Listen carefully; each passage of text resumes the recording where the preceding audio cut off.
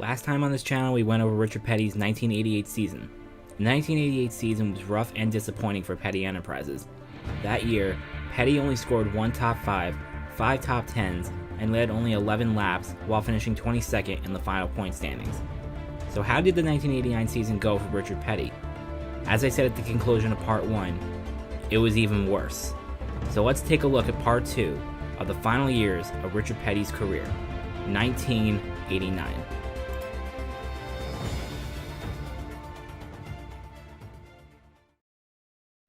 Richard Petty's 1989 season started off with him qualifying 40th for the Daytona 500, meaning he would compete in the second Twin 125 qualifier. Richard would start 21st in the second Twin 125, and the tire war between Goodyear and Hoosier was still going on, and Petty would start the Twin 125 on Hoosiers. At the time, Richard Petty had competed in all but 2 runnings of the Daytona 500, and by qualifying 40th, he was in danger of failing to qualify. Richard would have to finish the qualifier and pass 3 cars in order to make the field on his qualifying time. Richard was able to stay in the lead pack in the early stages of the qualifier, but when he came onto pit road for his stop, a problem occurred. Richard was originally going for a 2-tire stop to change the right side tires, but as the jack man dropped the jack, the crew jumped in and decided to change the left side tires as well. This was a costly pit stop for Richard Petty. The stop lasted 37 seconds, and Petty would fall a lap down. Petty wound up finishing in 21st, 2 laps down, and would rely on a provisional to guarantee him a spot for the Daytona 500. Petty started 34th for the 31st running of the Daytona 500, and he continued to have issues with his STP Pontiac. Petty was able to charge through the field from 34th to 9th, but would begin to fall back through the field. Petty's car wasn't fast enough to compete with the leaders, and would finish in 17th, 2 laps down. The next weekend at Rockingham, Richard qualified in 38th, and by lap 49, he was up to 8th. Richard would climb up as high as 5th, but on lap 482, Richard would bring out the caution after spinning in turn 1. Richard would finish in 16th, 5 laps down, and would move to 14th in points. Richard started 24th at Atlanta, and on lap 118, while under pit cycles, Richard became a factor among the leaders, and would lead 9 laps. These 9 laps would be the only laps Richard Petty would lead all season long.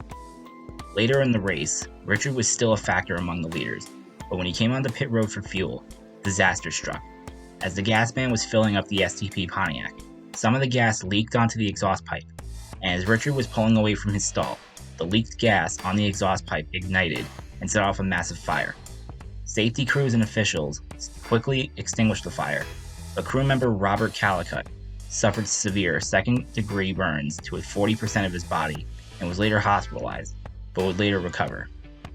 Petty was then forced to bring his car behind the wall, and Petty would DNF in 27th, his first DNF of the season. The incident that happened on pit road would lead to new rules on pit road. Pit crew members and pit road reporters were required to wear fire suits, and newly designed gas canisters were introduced to prevent leakage. The next week, however, at Richmond, would be disastrous for Richard Petty. NASCAR arrived at Richmond on Easter weekend. Richmond was supposed to be run the week after the Daytona 500, but a heavy storm postponed the race a month later. The Pontiac Excitement 400 was to be run on Easter Sunday, one of the rare instances that NASCAR race was run on Easter. That's a rare thing. Richard Petty went out for practice, but going into turn 3, his car went around and hit the wall with the back end. Richard Petty said, "I was going too fast for conditions," he explained. "I hit the wall going backwards in turn 3 and messed up the back of the car pretty bad. The Petty Enterprises team prepared for a backup car, but the car was too slow." When Petty went out to qualify, his speed was at 116.535 miles per hour, almost 4 miles per hour slower than Jeffrey Boldine's pole speed of 120.573 miles per hour. Crew members and fans began to worry that Richard Petty would fail to qualify. Richmond track promoter Paul Sawyer even went to Bill France Jr. to convince France to give Petty a provisional spot, even offering to increase the purse of the race. But to no avail, even Rodney Combs offered Petty his ride, but Richard Petty declined. After a discussion in the NASCAR hauler, Petty returned to his garage stall where the crew members was working on a backup car. He told the crew, quote, "Put everything on the trailer, we're going home," end quote. The Petty Enterprises team loaded the trailer and left the track, and after 513 consecutive races, for the first time since 1971, Richard Petty king of NASCAR, would fail to qualify for a NASCAR Winston Cup race. Petty would, however, qualify for the next race at Darlington, but failing to qualify for Richmond, dropped into 29th in points. Petty qualified in 33rd, but his car wasn't fast enough to challenge with the leaders. Petty finished in 15th, 3 laps down. Richard would not be in the next 2 races, as he would fail to qualify for both Bristol and North Wilkesboro. Richard did qualify for race number 8 at Martinsville. Richard would start 17th, and sometime in the race, Richard hit the outside wall and caused some minor damage to his car. Richard brought his car behind the wall so the crew can make repairs, and Richard would return to the car and return to the track, but would finish 24th, 80 laps down, and would drop to 32nd in points. Richard started 15th at Talladega, but on lap 176, Richard was caught up in a 10-car wreck in turn 4.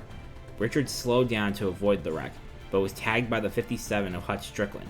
Strickland would then go over the left front fender of Petty's car, and Petty would spin into the infield. Petty would finish 23rd, 2 laps down, and Petty would move up 1 spot in points to 31st. This race at Talladega would also mark the end of the tire war between Hoosier and Goodyear, as Hoosier could not sell enough tires to race teams. Hoosier would leave NASCAR for the foreseeable future, and every team would run on Goodyear the following race at the Winston. Petty would compete in the Winston after not being eligible to run in 1988. Petty would start 19th, but on lap 4, coming out of turn 4, Petty was involved in a wreck with his son Kyle. Richard would spin and receive minor damage, but Kyle got the worst of it as he hit the wall extremely hard and had to be taken to the hospital. Kyle would be okay, and Richard would finish in 16th, 1 lap down. Petty qualified 11th for the Coca-Cola 600. About halfway through the race, Richard would once again be overcome by carbon monoxide. Petty brought the STP Pontiac back into the pits and would climb out of the car and be given oxygen. Richard would call for a relief driver to bring the 43 back out on track and would have Jimmy Means get behind the wheel. Means had already DNF'd in 41st due to a blown engine, and Means would wind up finishing 19th, 9 laps down in the number 43. At Dover, Petty started 30th, and for the second straight week in a row, Petty was feeling ill and would require relief from another driver. This time, that driver was Davey Allison, who had already DNF'd in 32nd due to a blown engine.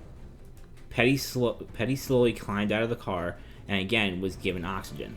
Allison would bring the 43 car home in 20th, 11 laps down.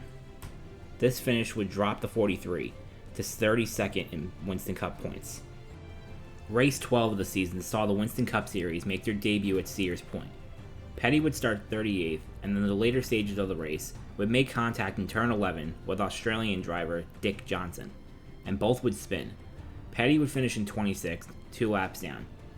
At Pocono, Petty started 19th and would end up finishing in 25th, 11 laps down, and would climb 4 spots in the points to 28th. At Michigan, Petty qualified 31st, and by lap 170, he was enjoying one of his best runs all season long. Petty was battling Ricky Rudd for 5th place when the CBS cameras switched to Petty and Rudd. On lap 172, Petty's day went up in flames. Literally. Going into turn 3, smoke began to billow out of the 43, followed by a small fireball from underneath the car. Petty tried to control the car, but would spin out in turn 4. Petty would DNF in 30th, his second DNF of the season. At Daytona, the day before his 52nd birthday, Richard qualified 26th, and on lap 109 was collected in a 5-car incident on the backstretch. Richard would finish in 20th, 2 laps down. Pocono in July was short-lived for Richard Petty. He would start 25th, but on lap 22 would blow his engine and DNF in 38th, his third DNF of the season. Petty would finish 21st at Talladega and would spin with Hutch Strickland at Watkins Glen and finish in 13th. This 13th place finish would be Richard Petty's best finish of the 1989 season, as well as his only lead lap finish of 1989. Petty would then finish 18th, 2 laps down at Michigan, and the next race at Bristol, Petty would fail to qualify for the 4th time this season, and for the first time since 1965, Petty would not race at Bristol. This would also be the final DNQ of Richard Petty's career. We now come to the final 9 races of the 1989 season, and oh man, It was disastrous for Richard Petty, as he would not finish any of the final 9 races of the season. A blown engine at Darlington left him 35th, a broken clutch at Richmond left him 33rd, fatigue caught back up to him at Dover, and he would DNF in 30th. A crash at Martinsville and a blown engine at Charlotte left him 24th and 34th. A 32nd place finish at North Wilkesboro due to a crash, a 34th place finish at Rockingham due to handling issues, a 42nd place finish at Phoenix due to a blown engine, and a 28th place finish at the season finale at Atlanta due to frame issues. After a rough and disappointing season, the Petty Enterprises team was happy to see the 1989 season come to an end. Petty would finish the 1989 season 29th in the final points, his worst points finish since 1965. A season plagued by fatigue, crashes, and mechanical issues that saw 0 wins, 0 top 5s, 0 top 10s, 9 laps led, and 12 DNFs. This was Richard Petty's worst full-time season of his career, and his worst season since 1965. This would also mark the first time since his rookie season, in 1958, that Richard failed to score a top 5, and for the first time ever that he failed to score a top 10. Just like 1988, fans were still questioning, would Richard Petty retire? The answer to that question, no, he would not. Would he return for the 1990 season? The answer to that question, yes, he would. But would 1990 be a better season for Richard Petty? I can tell you now, it was just about equal to 1989, but that's a story for another time. Tune in next time for part 3 of the final years of Richard Petty's career, 1990.